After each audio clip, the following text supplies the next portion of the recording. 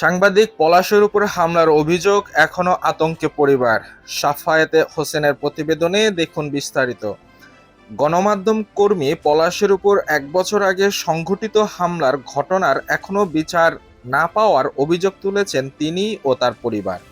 তাদের দাবি, দীর্ঘ ১ বছর পেরিয়ে গেলেও মামলার আসামিরা প্রকাশ্যে ঘুরে বেড়াচ্ছে এবং পলাশ এখনো প্রাণনাশের হুমকির মধ্য দিয়েই দিন কাটাচ্ছেন।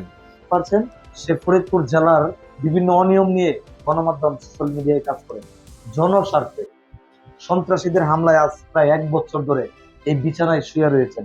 যে ব্যক্তিটা শুয়ে রয়েছে আমাদের সাথে দেখতে পাচ্ছেন, তার গল্পে আমি ছিলাম। এবং আমি বাসা থেকে আসি, পরবর্তীতে আমার ভেতরে প্ল্যান করে খামার দিয়ে, হাতুড়ি দিয়ে, চাকু দিয়ে, রাম দা এগুলো দিয়ে আমাকে মারে। মনে করছিল আমি মরে গেছি। আমার মাথায় এত জোরে বাড়ি মারছিল বড়দের হামার দিয়ে, আমার কান দিয়ে রক্ত চলে আসছিল। আমার অবস্থা খুবই ক্রিটিক্যাল ছিল। আমার এই আঙ্গুলটা ভেঙে দিছে, এখানে কোপ দিয়ে প্রথমে আঙ্গুলটা ঝুলেছিল এবং ভাঙছে, যাতে আমি আর জীবনে কলম না ধরতে পারি। এবং তারপরেই আমার ঢাকায় পঙ্গুতে চলে আসি। তারপর থেকে ১ বছর, আজকে প্রায় আর ১ বছর। ১ বছর হয়ে গেছে, ১ বছরের বেশি হয়ে গেছে, আমার আসামি ধরা পড়ে নাই।